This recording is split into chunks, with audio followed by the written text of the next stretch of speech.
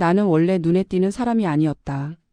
사교 댄스 모임에서도 늘 가장자리에 서서 박자만 맞추는 사람이었고 앞으로 나가 스포트라이트를 받는 건 늘 다른 사람들의 몫이었다. 62. 사람들은 이 나이를 두고 이제 좀 내려놓을 나이라고 쉽게 말했지만 내게 이 나이는 오히려 마지막으로 무언가를 붙잡아 보려는 시기였다. 남편을 먼저 보내고 아이 하나 키워 사회로 떠나보내고 집 안에 혼자 남았을 때 느껴지는 적막은 TV 소리나 라디오 음악으로는 도저히 채워지지 않았다. 그래서 시작한 게 사교 댄스였다. 처음엔 단순히 몸을 움직이면 잠이라도 잘 올까 싶어서였다. 그런데 막상 들어가 보니 그곳은 춤보다도 사람 사이의 서열과 눈치가 먼저 돌아가는 공간이었다. 누가 오래 다녔는지, 누가 돈이 있는지, 누가 이 모임에서 말발이 센지. 그 중심에 늘 김한숙이 있었다. 사람들은 그녀를 킹카라고 불렀다. 춤 실력 때문이 아니라 사람을 쥐락펴락하는 말투와 분위기 때문이었다. 나는 처음엔 그게 그저 성격이 강한 사람이라고만 생각했다. 괜히 나까지 정 만들 필요 없다고 스스로를 달랬다. 웃으면 같이 웃고 말 걸면 맞장구를 쳤다. 문제는 그런 태도가 그들 눈엔 만만함으로 보였다는 걸 너무 늦게 깨달았다는 거였다. 수업비를 조금 늦게 낸 날, 회식비를 조심스럽게 나눠 내자는 말을 꺼낸 날, 차가 없어 늘 버스를 타고 오는 걸 알게 된 날부터 사람들의 시선이 미묘하게 달라졌다. 선미 씨는 참 소박해. 요즘 같은 세상에 아직도 그렇게 살아? 웃으면서 던지는 말들이었지만 그 속에는 분명 선이 그어져 있었다. 나는 그 선 바깥에 서 있었다. 그런데도 나는 모임을 그만두지 않았다. 이곳에서 밀려나면 정말로 세상에서 혼자가 될 것 같았기 때문이다. 김한숙은 그런 내 사정을 정확히 알고 있었다. 그래서 더 대놓고 선을 넘기 시작했다. 사람들 앞에서 농담처럼 내 옷차림을 평가했고 파트너를 정할 때면 일부러 나를 마지막에 남겼다. 그때마다 모임장 이현수는 웃으며 넘겼다. 분위기 흐린다는 이유였다. 나는 그 말이 곧 누가 울든 상관없다는 선언이라는 걸 그땐 몰랐다. 그날 사교 댄스 뒤풀이가 있기 전까지도 나는 아무 일 없다는 듯 거울을 보고 머리를 정리했다. 오늘만큼은 괜히 튀지 말자고, 괜히 말하지 말자고 마음을 다잡으면서. 하지만 지금 와 생각해보면 그날은 이미 정해져 있었다. 사람들이 나를 어디까지 밀어도 되는지 시험해 보기로 마음먹은 날이었다는 걸. 그리고 그 시험의 끝이 내 뺨에 남은 손자국이었다. 그날 뒤풀이는 처음부터 어딘가 불편했다. 식당 문을 열고 들어서는 순간 사람들 시선이 나를 스치듯 후고 지나가는 게 느껴졌다. 대놓고 쳐다보진 않았지만 마치 이미 정해진 자리에 나를 밀어 넣는 것처럼 자연스럽게 그러나 분명하게 구석으로 향하게 만들었다. 나는 늘 그랬듯 말없이 자리에 앉았다. 술잔이 돌고 웃음이 커질수록 내 옆자리는 점점 더 비어 보였다. 김한숙은 중앙에 앉아 있었다. 그날따라 유난히 화려한 옷차림이었다. 사람들은 그녀의 말 한마디에 맞장구를 쳤고 그녀가 웃으면 같이 웃었다. 누군가는 일부러 잔을 채워주었고 누군가는 어깨를 붙이고 앉았다. 그 모습을 보며 나는 예전 생각이 났다. 처음 모임에 들어왔을 때 내가 저 자리에 앉아 있을 수 있을 거라. 한때는 믿었던 시절이 있었다는 게 우습게 느껴졌다. 술이 몇 순배 돌자 김한숙의 말은 점점 날이 서기 시작했다. 처음엔 농담처럼 그 다음엔 누가 들어도 특정한 누군가를 향한 말로. 가난, 무료 수업, 체면. 그 단어들이 한 번씩 테이블 위로 굴러다닐 때마다 사람들 시선이 내 쪽으로 모였다가 아무 일 없다는 듯 흩어졌다. 그 침묵이 더 견디기 힘들었다. 나는 술잔을 들지도 못한 채 그저 고개를 숙이고 있었다. 이 상황을 어떻게 넘겨야 할지 머릿속이 하얘졌다. 웃고 넘기자니 스스로를 더 깎아내리는 것 같았고 말을 꺼내자니 분위기를 망친다는 소리를 들을 게 뻔했다. 그때 김한숙이 자리에서 일어났다. 내 쪽으로 천천히 다가왔다. 사람들 사이가 갈라졌고 누군가는 그 장면을 흥미롭다는 듯 바라봤다. 누군가는 애써 고개를 돌렸다. 그 순간 이현수의 얼굴이 스쳐 보였다. 모임장이라는 사람은 잔을 들고 고개를 숙인 채 아무것도 보지 않는 척하고 있었다. 나는 그제야 깨달았다. 이 자리에 있는 사람들 모두가 이미 선택을 끝냈다는 걸. 누구의 편에 설지, 누구를 버릴지. 다음 순간은 너무 빨랐다. 어떤 말이 오갔는지 정확히 기억나지 않는다. 다만 눈앞이 번쩍였고 얼굴에 뜨거운 통증이 밀려왔다. 사람들 숨소리가 한 박자 늦게 들려왔다. 누군가는 헛기침을 했고 누군가는 젓가락을 내려놓았다. 나는 자리에서 일어나지 못했다. 손이 떨려서 뺨을 감싸 쥐는 것밖에 할 수 없었다. 그제야 식당 안이 조용해졌다는 걸 알았다. 그 조용함 속에서 아무도 내게 다가오지 않았다. 괜찮냐는 말도 말려야 하지 않겠느냐는 소리도 없었다. 그때부터였다. 내가 이 사람들에게 얼마나 쉽게 버려질 수 있는 존재였는지 똑똑히 보이기 시작한 게, 그리고 이 사건이 여기서 끝나지 않을 거라는 예감이 가슴 깊은 곳에서 조용히 고개를 들고 있었다. 나는 그대로 무너졌다. 울음이 터져 나올까봐 이를 악물었지만 눈물은 이미 통제 밖이었다. 사람들 시선이 느껴졌지만 아무도 다가오지 않는 그 거리감이 나를 더 작게 만들었다. 누군가는 화장실에 간다는 핑계로 자리를 떴고 누군가는 휴대폰을 들여다보며 고개를 숙였다. 방금 전까지 웃고 떠들던 사람들은 마치 약속이라도 한 것처럼 아무 일도 없었다는 얼굴을 하고 있었다. 김한숙은 다시 자기 자리로 돌아갔다. 아무렇지 않게 술을 따르고 사람들과 웃으며 건배를 했다. 그 손이 조금 전 내 뺨을 때렸다는 사실이 이 자리에선 아무 의미도 없는 것처럼 보였다. 나는 그제야 알았다. 이건 충동도 실수도 아니라는 걸. 사람들 앞에서 나를 완전히 눌러버리기 위한 의도적인 선택이었다는 걸. 머릿속에 지난 몇 년이 한꺼번에 밀려왔다. 회식비가 모자라다고 말했을 때 돌아왔던 그 미묘한 웃음, 파트너가 남지 않았을 때 오늘은 그냥 쉬세요라며 나를 밀어냈던 순간들, 내가 없는 자리에서 내 이야기가 어떻게 소비됐을지에 대한 상상까지. 나는 그동안 참는 게 어른스러운 거라고 믿었다. 분위기를 맞추는 게 지혜로운 처신이라고 여겼다. 하지만 그 믿음은 이 식당 바닥 위에서 완전히 부서지고 있었다. 그때 누군가 내 옆을 지나가며 작게 중얼거렸다. 괜히 나섰다가 피곤해질 필요 없잖아. 그 말은 나를 향한 말이 아니었지만 분명히 나를 두고 한 말이었다. 나는 천천히 몸을 더 웅크렸다. 사람들 눈에 띄지 않기 위해서가 아니라 이 상황을 견뎌내기 위해서였다. 이 자리에 남아있는 것 자체가 벌처럼 느껴졌다. 그러나 아이러니하게도 그 순간에도 나는 누군가를 기다리고 있었다. 말릴 사람, 사과할 사람, 아니면 최소한 이게 잘못됐다고 말해줄 사람. 하지만 아무도 오지 않았다. 그 침묵이 나를 때린 손보다 더 아팠다. 그때 문득 아들 얼굴이 떠올랐다. 멀리서 일한다며 요즘 통 얼굴을 못 본 아이. 바쁜 걸 알기에 괜히 걱정시킬까봐 내가 이런 모임에서 어떻게 지내는지조차 제대로 말하지 않았던 아이. 혹시 지금 이 모습을 본다면 아이는 어떤 표정을 지을까? 그 생각이 드는 순간 가슴 한쪽이 서늘해졌다. 그리고 바로 그때 식당 안으로 차가운 바람이 밀려 들어오기 시작했다. 아직 아무도 눈치채지 못했지만 이 평온한 방간의 공기는 곧 깨질 준비를 하고 있었다. 집으로 돌아오는 길이 어떻게 흘러갔는지 잘 기억나지 않는다. 버스를 탔는지 택시를 탔는지조차 흐릿했다.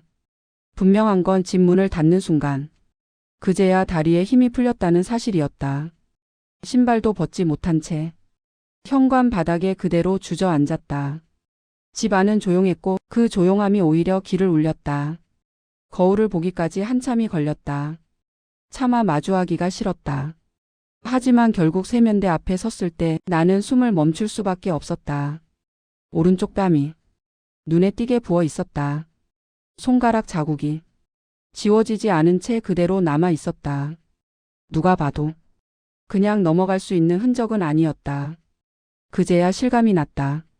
아, 나는 정말로 사람들 앞에서 맞았구나. 분노보다 먼저 든 감정은 수치심이었다. 나이가 60이 넘어서 이런 일을 겪었다는 사실이 견딜 수 없이 부끄러웠다. 하지만 더 괴로운 건 그 장면을 떠올릴수록 김한숙의 얼굴보다 주변 사람들의 표정이 먼저 생각났다는 점이었다. 말리지 않던 얼굴, 고개를 돌리던 얼굴, 애써 웃음을 유지하던 얼굴. 그 누구도 놀라지 않았다. 그 누구도 이건 잘못됐다고 말하지 않았다. 그게 나를 더 아프게 했다. 그날 밤 잠은 오지 않았다. 눈을 감으면 식당의 소음이 그대로 되살아났다. 접시 부딪히는 소리, 웃음소리, 그리고 아무 일도 없다는 듯 이어지던 대화들. 그 사이에서 나는 혼자만 멈춰 있었다. 머릿속에서는 계속 같은 질문이 맴돌았다. 왜였을까? 왜 하필 나였을까? 답은 생각보다 단순했다. 나는 그들에게 안전한 사람이었다. 뒤에 누가 있는지 확인할 필요도 없는 사람, 선 넘으면 어떡하나. 걱정하지 않아도 되는 사람. 모임에서 내 이야기가 어떻게 오갔는지도 이제는 알 것 같았다. 아들 이야기가 나올 때마다 김한숙이 흘리듯 던졌던 말들. 요즘은 다들 말은 크게 하지. 잘 됐다면 벌써 한 번쯤 얼굴 비쳤겠지. 그 말에 사람들이 웃던 장면이 선명하게 떠올랐다. 그 웃음은 나를 향한 신뢰가 아니라 확신이었다. 이 여자는 허풍을 부리는 사람이라고. 그래서 김한숙은 망설이지 않았던 거다. 그 확신이 있었기에 사람들 앞에서 손을 올릴 수 있었던 거다. 나는 그제야 깨달았다. 그날의 뺨은 순간의 감정이 아니라 오래 쌓인 판단의 결과였다는 걸. 다음 날 아침 단체 채팅방을 열어봤다. 아무 일도 없었다는 듯 안부 인사가 올라와 있었고 춤 이야기, 다음 수업 이야기만 오갔다. 내 이름은 어디에도 없었다. 그 순간 가슴이 서늘해졌다. 이 사람들은 사과할 생각이 없구나. 아니, 문제라고조차 생각하지 않는구나. 그제야 이 일이 식당에서 끝난 사건이 아니라는 걸 분명히 알게 됐다. 이건 내가 어떤 사람으로 취급받아 왔는지, 그들이 나를 어디까지 밀어도 된다고 생각했는지 적나라하게 드러난 결과였다. 그리고 이런 선택에는 반드시 대가가 따른다는 사실을 그들은 아직 모르고 있었다. 며칠이 지났지만 식당에서의 일은 조금도 옅어지지 않았다. 시간이 지나면 괜찮아질 거라 생각했던 흔적들은 오히려 더 또렷해졌다. 뺨에 붓기는 빠졌지만 거울을 볼 때마다 나는 여전히 고개를 돌리게 됐다. 손자국은 사라졌는데 맞았다는 기억은 얼굴보다 먼저 마음에 남아 있었다. 밖에 나가는 게 두려웠다. 마트에 가는 길에서도 괜히 사람들 시선이 느껴지는 것 같았고, 엘리베이터 거울에 비친 내 얼굴을 보며 나도 모르게 자세를 낮췄다. 그동안 나는 이런 식으로 살아왔다는 사실을 그제야 인정하게 됐다. 눈에 띄지 않게, 문제되지 않게, 누군가의 기분을 상하게 하지 않게. 그래서 맞아도 아무도 나서지 않았던 거다. 그 사이 사교 댄스 모임에서는 아무 일도 없다는 듯 일상이 흘러가고 있었다. 단체 채팅방에는 수업 일정이 다시 공지됐고 김한숙은 평소처럼 이모티콘을 보내며 분위기를 띄웠다. 그 모습을 보며 나는 확신했다. 그들은 이 일을 없던 일로 만들 생각이라는 걸. 그리고 그 확신은 곧 현실이 됐다. 며칠 뒤 모임에서 가장 나와 가깝다고 생각했던 사람에게 조심스럽게 연락이 왔다. 안부를 묻는 척하다가 결국 본심을 드러냈다. 선미 씨, 그날 일은 좀 오해가 있었던 것 같아. 오해라는 단어를 듣는 순간 심장이 철렁 내려앉았다. 누군가의 손이 내 얼굴에 닿았던 그 장면이 어떻게 오해가 될 수 있는지 나는 이해할 수 없었다. 그 사람은 말을 이었다. 괜히 문제 크게 만들면 선미 씨만 더 힘들어질 수도 있잖아. 그 말은 걱정이 아니라 경고처럼 들렸다. 그제야 알았다. 그들은 나를 걱정하는 게 아니라 자기들이 곤란해질까봐 미리 선을 긋고 있다는 걸. 그날 이후로 비슷한 연락이 몇 번 더 왔다. 다들 말은 달랐지만 결론은 같았다. 조용히 넘어가자. 괜히 일을 키우지 말자. 이 나이에 무슨 싸움이냐. 나는 그 말을 들을 때마다 조금씩 무너졌다. 맞은 사람에게 왜 참으라고 말하는지, 왜 그 상황을 만든 사람보다 침묵하지 않는 사람이 더 문제되는지. 그 질문에 아무도 답하지 않았다. 그날 밤 아들 사진이 저장된 휴대폰 화면을 한참 동안 바라봤다. 젊었을 때 찍은 사진, 졸업식 날 사진, 정장을 입고 찍은 사진까지. 나는 그동안 아들에게 내 삶의 이런 부분을 의도적으로 숨겨왔다. 잘 지내는 엄마로만 보이고 싶었고 괜히 짐이 되고 싶지 않았다. 하지만 그날은 달랐다. 문득 이런 생각이 들었다. 만약 이 일을 아무에게도 말하지 않고 넘긴다면 나는 앞으로도 계속 이런 식으로 살게 되지 않을까? 다시 누군가의 말에 웃어주고 다시 모욕을 농담처럼 넘기고 다시 선을 넘겨도 되는 사람으로 남아있지 않을까? 그 생각이 갑자기 너무 무서워졌다. 그래서 전화를 들었다. 몇 번이나 내려놓고 다시 들고 숨을 고른 끝에 아들 이름을 눌렀다. 통화 연결음이 길게 울리는 동안 손이 떨렸다. 이 전화를 하는 순간 돌아갈 수 없는 선을 넘는다는 걸 나도 알고 있었다. 그리고 그 선을 넘지 않으면 아무것도 바뀌지 않는다는 것도 이제는 분명히 알고 있었다. 그렇게 나는 처음으로 참는 쪽이 아니라 말하는 쪽을 선택했다. 전화는 금방 연결되지 않았다. 연결음이 몇 번이고 울리는 동안 나는 계속 숨을 고르고 있었다. 막상 통화가 되면 어디서부터 말해야 할지 몰랐기 때문이다. 아들은 늘 그랬다. 바쁠 때도 피곤할 때도 전화를 받으면 먼저 내 안부를 물었다. 그날도 마찬가지였다. 엄마 무슨 일이야? 그 한마디에 그동안 눌러두었던 감정이 한꺼번에 올라왔다. 하지만 나는 울지 않으려고 애썼다. 울음부터 터지면 이야기가 흐려질 것 같았다. 나는 차분하게 정말 있었던 일만 말했다. 사교 댄스 뒤풀이 자리였다는 건, 사람들이 많았다는 건, 그중 한 사람이 내 뺨을 때렸다는 사실. 말을 이어갈수록 아들 쪽에서 들려오던 소리가 달라졌다. 아까까지만 해도 사무실 소음이 섞여 있던 통화가 어느 순간 완전히 조용해졌다. 그 자리에 누가 있었어? 아들은 거의 묻지 않았지만 딱 한 번. 이 질문만은 또렷하게 했다. 나는 이름을 하나씩 말했다. 김한숙, 모임장 이현수, 그리고 그날 그 자리에 앉아 있던 사람들. 이상하게도 이름을 말하는 동안 마음이 조금씩 가벼워졌다. 그동안 내 머릿속에만 맴돌던 일들이 이제는 말로, 기록으로 남고 있다는 느낌 때문이었다. 아들은 끝까지 감정을 드러내지 않았다. 다만 마지막에 이렇게 말했다. 엄마, 이건 그냥 넘어갈 일이 아니야. 그 말은 위로도 분노도 아니었다. 이미 결론이 내려진 사람의 담담한 판단처럼 들렸다. 전화를 끊고 나서 나는 한참 동안 가만히 앉아 있었다. 마치 무거운 짐 하나를 바닥에 내려놓은 기분이었다. 그날 밤 이후 내 일상은 겉으로 보기엔 아무것도 달라지지 않았다. 아침에 일어나 밥을 먹고 창문을 열고 TV를 켰다. 하지만 보이지 않는 곳에서는 분명히 무언가가 움직이고 있었다. 며칠 뒤 모임 사람들 사이에서 이상한 소문이 돌기 시작했다.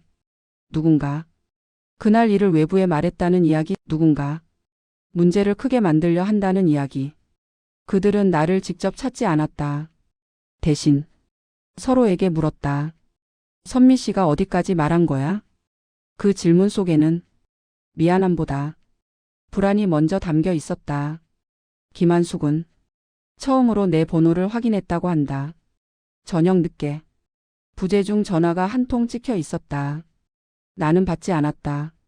이현수도 단체 채팅방에 의미 없는 글을 올렸다. 요즘 이상한 소문 도는데 사실 확인 안 된 말은 조심합시다. 그 글 아래로 아무도 대답하지 않았다. 그 침묵을 보며 나는 확신했다. 사람들이 이미 무언가를 느끼고 있다는 걸. 그날 식당에서 그들이 선택했던 침묵이 이제는 자기들 목을 조이고 있다는 걸. 나는 더 이상 불안하지 않았다. 이 일이 어떻게 흘러갈지 정확히 알 수는 없었지만 적어도 예전처럼 혼자는 아니라는 건 분명했기 때문이다. 그리고 이 선택이 나뿐 아니라 그날 그 자리에 있던 모든 사람의 인생을 조금씩 다른 방향으로 밀어내고 있다는 사실을 나는 아직 그들만큼은 알고 있었다. 며칠이 지나자 모임 분위기는 눈에 띄게 달라졌다. 예전에는 안부 인사로 시작하던 단체 채팅방이 이제는 필요한 말만 오가는 공간이 되어 있었다. 누군가는 굳이 이모티콘을 붙여가며 별일 없으시죠? 라고 물었고 누군가는 아예 읽기만 하고 대답하지 않았다. 그 미묘한 거리감 속에서 가장 불안해 보인 사람은 김한숙이었다. 그녀는 평소처럼 사람들 앞에서 웃고 떠들었지만 내 시선과 마주칠 때마다 고개를 먼저 돌렸다. 그 행동 하나만으로도 나는 충분히 느낄 수 있었다. 그날 이후 모임에 빠지는 사람이 늘어났다. 갑자기 허리가 아프다거나 집안에 일이 생겼다거나 이유는 다 달랐지만 공통점은 하나였다. 아무도 나와 김한숙을 같은 공간에 두고 싶어 하지 않았다. 일주일쯤 지났을 무렵 이현수가 개인적으로 연락을 해왔다. 선미 씨, 잠깐 얼굴 좀 볼 수 있을까요? 그 말투는 예전과 달랐다. 모임장을 자처하던 사람이 단정한 어조가 아니라 어딘가 계산적인 중간 관리자의 말투였다. 나는 망설이다가 만나겠다고 했다. 피할 이유도 도망칠 이유도 없었다. 카페에서 만난 이현수는 자리에 앉자마자 커피도 마시지 않은 채 말을 꺼냈다. 요즘 말이 많아요. 그는 무슨 말인지 굳이 설명하지 않았다. 이미 서로 알고 있었기 때문이다. 완숙 씨가 좀 흥분했던 건 맞지만 그래도 오래 알고 지낸 사이잖아요. 그 말은 중재가 아니라 방향 제시였다. 이쯤에서 덮자는 조용히 끝내자는 의도가 분명했다. 나는 고개를 끄덕이지도 부정하지도 않았다. 대신 차분하게 말했다. 그날 저를 때린 건 사실이에요. 이현수는 그제야 커피잔을 들었다. 손이 아주 조금 떨리고 있었다. 그건 그렇지만 법적으로 갈 일은 아니잖아요. 그 말이 나오자 나는 속으로 웃었다. 아무도 법이라는 단어를 꺼내지 않았는데 그는 먼저 그 선을 그었다. 그 순간 확신이 들었다. 이미 이 이야기가 그들 생각보다 훨씬 멀리 와 있다는 걸. 나는 조용히 말했다. 저는 아무 말도 한 적 없어요. 그 말은 거짓이 아니었다. 누구를 고발하겠다고 떠들지도 않았고 협박한 적도 없었다. 하지만 이현수의 얼굴은 오히려 더 굳어졌다. 그는 나를 설득하러 나온 사람이 아니라 상황을 확인하러 나온 사람이었다. 카페를 나오면서 나는 느꼈다. 그들은 내가 무엇을 할지보다 내가 누구 편인지를 더 무서워하고 있다는 걸. 그날 밤 김한숙에게서 문자가 왔다. 선미 씨, 그날 일 제가 좀 심했어요. 사과 같았지만 끝까지 사과는 아니었다. 미안하다는 말 대신 심했다는 표현을 썼다는 게 모든 걸 말해주고 있었다. 나는 답장을 하지 않았다. 대신 아들에게서 온 메시지를 다시 읽었다. 엄마, 이제 사람들이 움직이기 시작했을 거야. 그 문장을 읽는 순간 나는 알았다. 이제 이 일은 감정의 문제가 아니라 선택의 문제가 되었다는 걸. 그리고 다음 모임에서 누군가는 분명히 선을 넘을 거라는 것도. 다음 모임 공지는 예상보다 빨리 올라왔다. 평소보다 이틀이나 앞당겨진 날짜였다. 누가 보아도 급했다.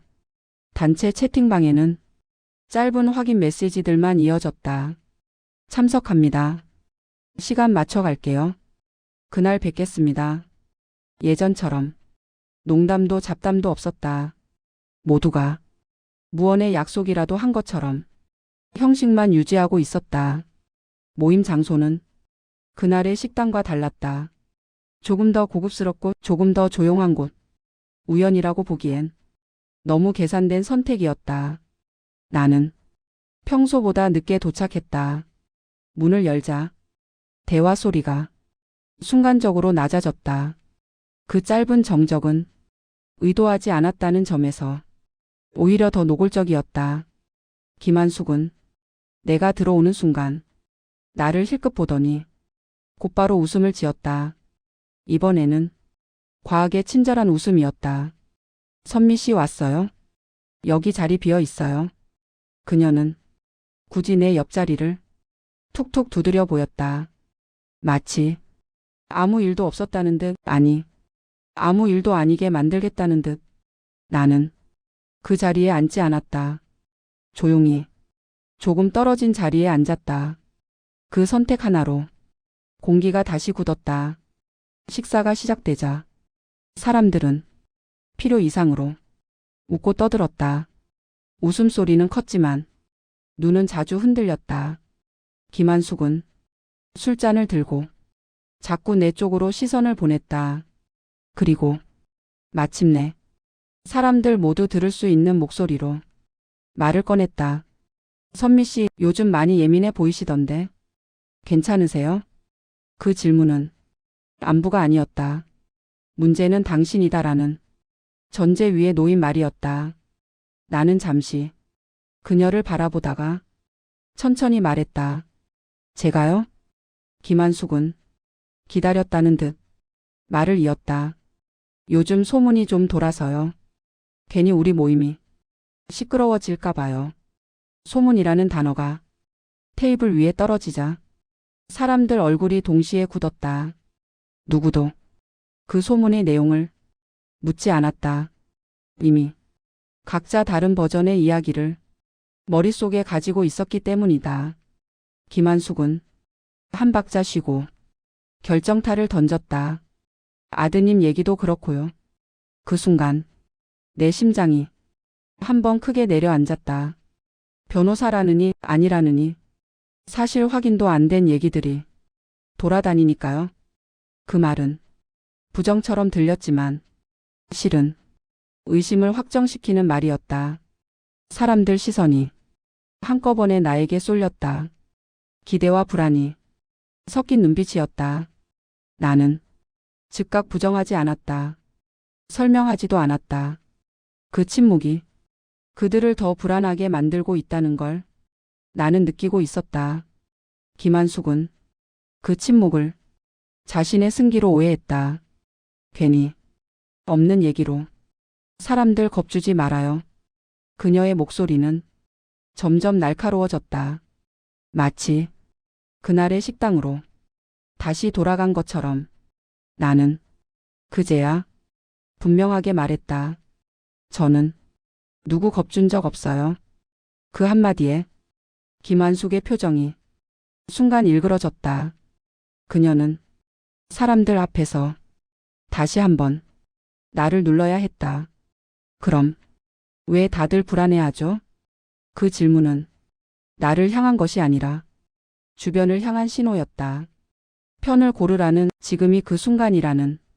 그리고 그때 누군가가 작게 말했다. 이제 확인할 때도 된 거 아니에요? 그 말에 김한숙의 입꼬리가 아주 미세하게 올라갔다. 그녀는 아직도 자신이 판을 쥐고 있다고 믿고 있었다. 분위기는 이미 한쪽으로 기울어 있었다. 아무도 직접 말하지 않았지만 사람들 눈빛은 같은 결론을 향하고 있었다. 역시 아니었구나. 괜히 우리까지 휘말릴 뻔했네.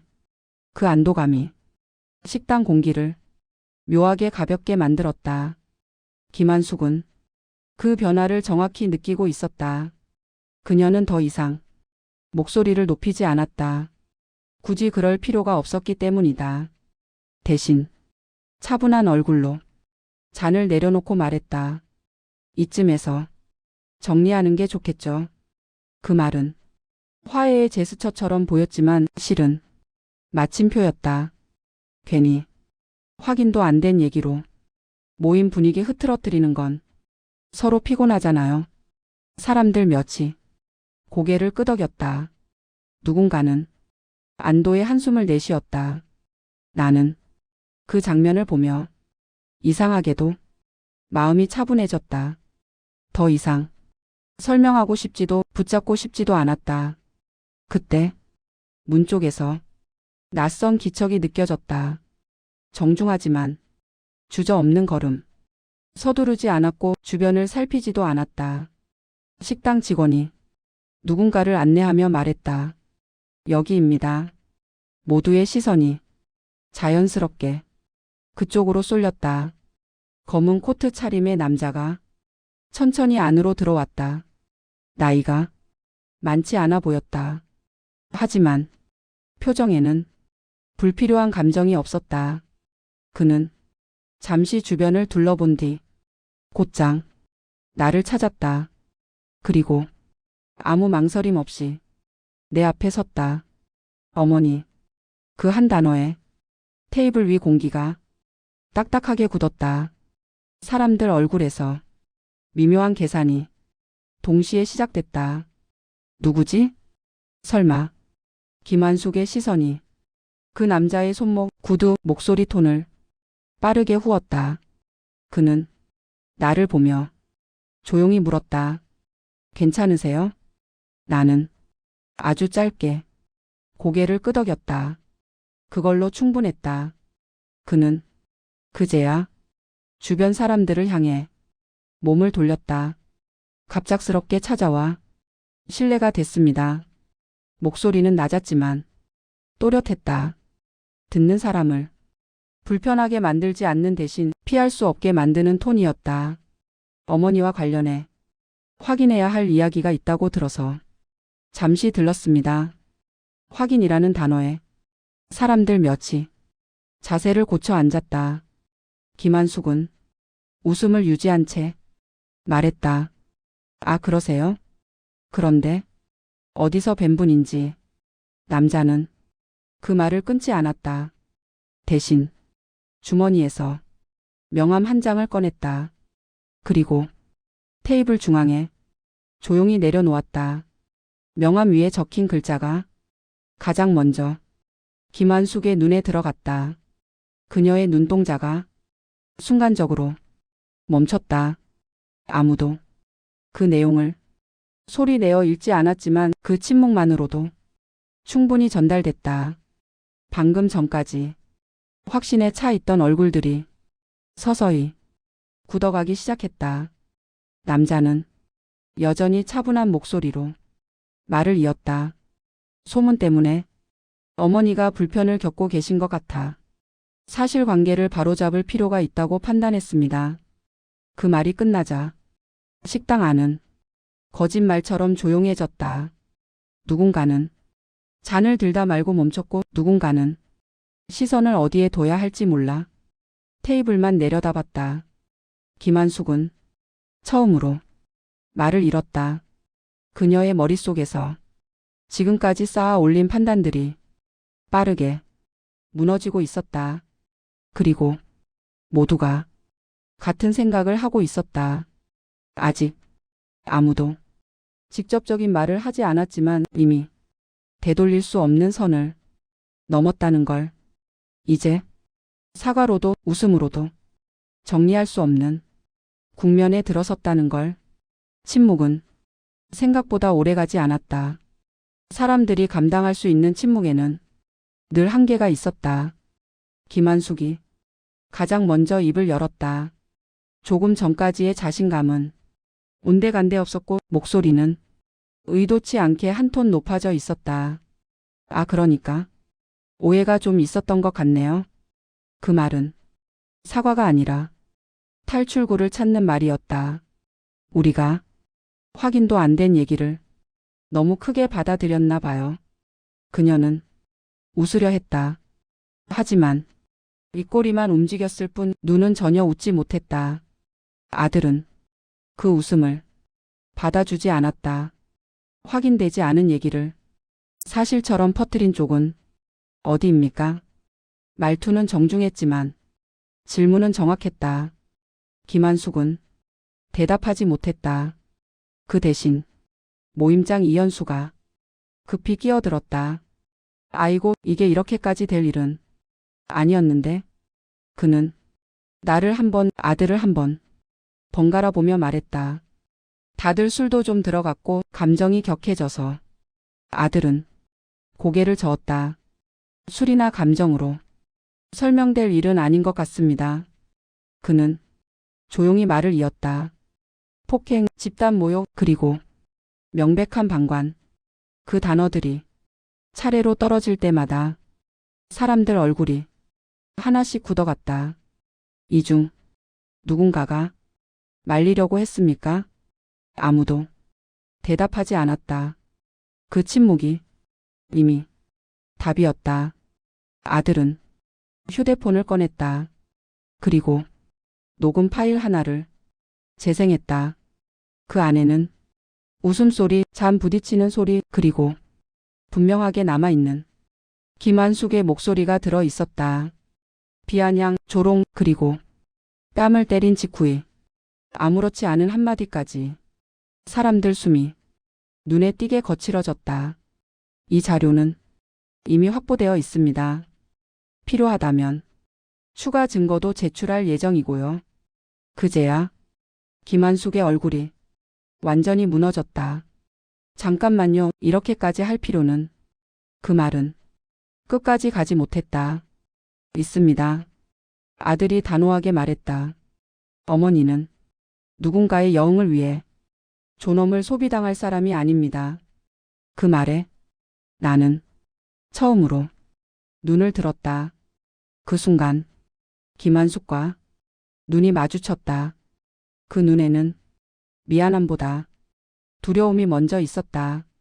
며칠 뒤 사교 댄스 모임은 사실상 해체됐다.